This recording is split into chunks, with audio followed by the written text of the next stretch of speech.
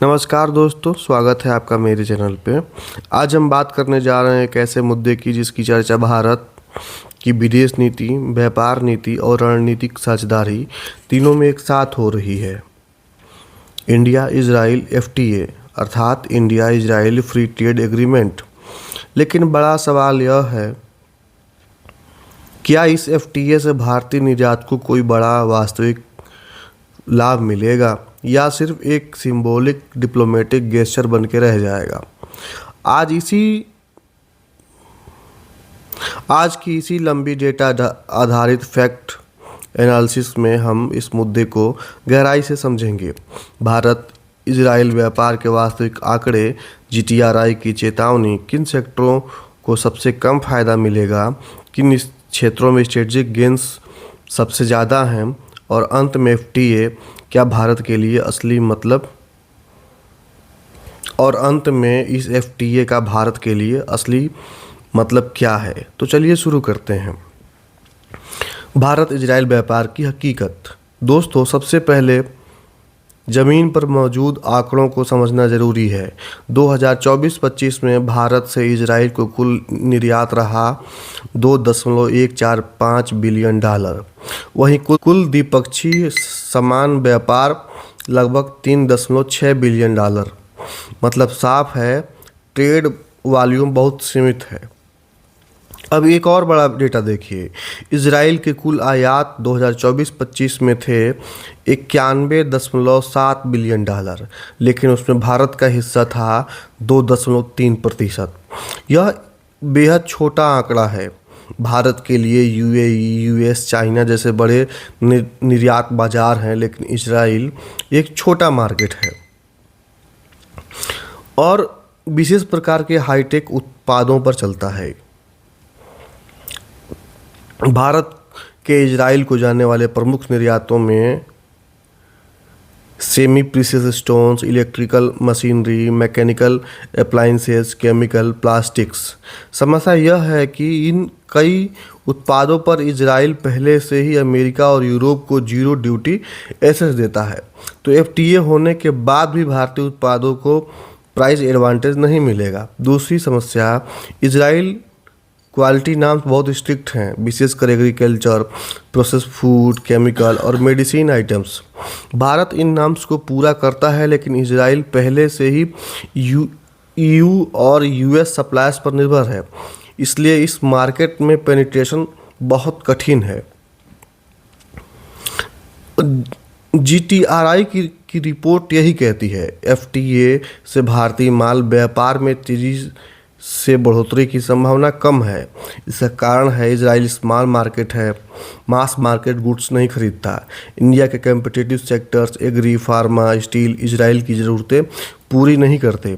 High income economy होने के कारण Israel premium technology rich imports लेता है, न कि इंडिया जैसे डेवलपिंग इकोनॉमिक से लो कास्ट मास गुड्स।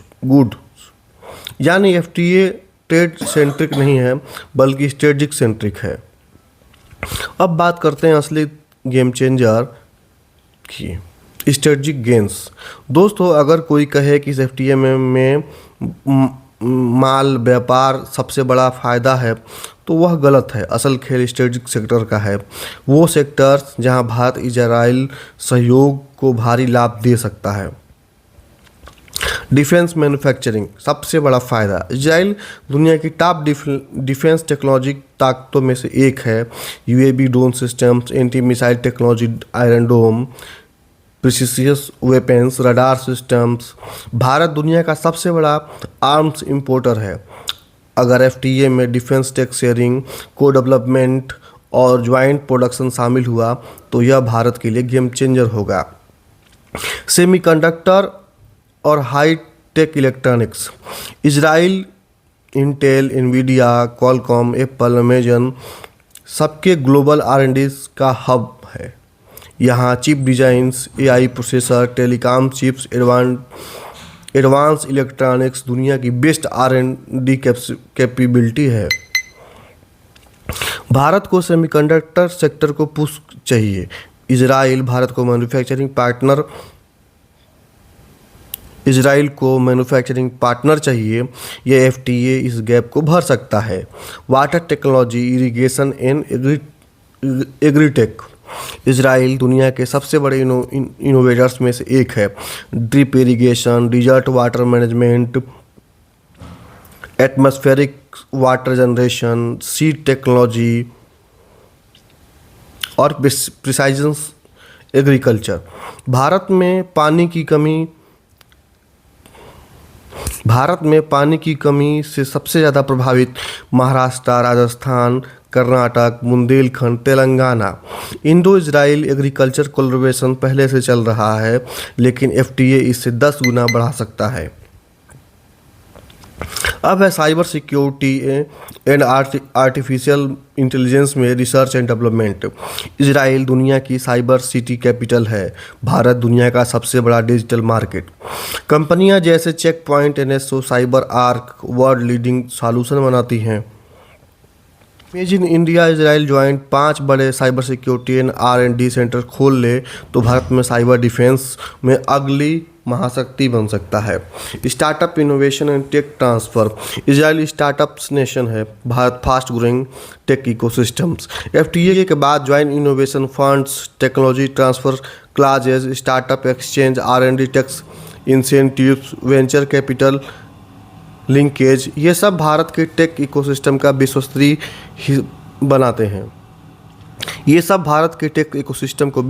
बनाते हैं।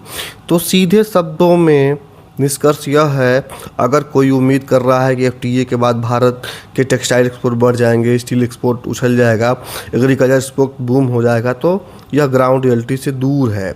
माल व्यापार में सीमित लाभ, लेकिन स्ट्रेटेजिक सेक्टर्स में भारी फायदा, यही GTRI की कोर फाइंडिंग है।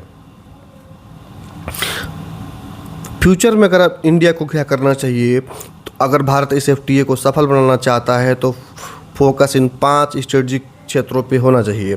डिफेंस को production, semiconductor collaboration, water and agritech expansion, cyber security, R&D, high tech innovation. क्योंकि इजराइल मुक्त व्यापार के लिए नहीं बल्कि टेक्नोलॉजी पार्टनरशिप के लिए जाना जाता है। इंडिया इजराइल एफटीए व्यापार का सौदा नहीं है, यह एक रणनीतिक ट्रांसफॉर्मेशन का मौका है। GTRI कहता है कि एफटीए का असली लाभ माल व्यापार में नहीं बल्कि defence, semiconductor, cyber, water tech जैसे हाई वैल्यू सेक्टर्स में है।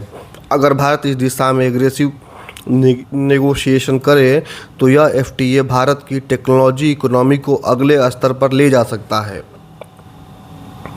दोस्तों, अगर आपको हमारा कंटेंट अच्छा लगा हो तो चैनल को लाइक करिए और सब्सक्राइब करिए। धन्यवाद।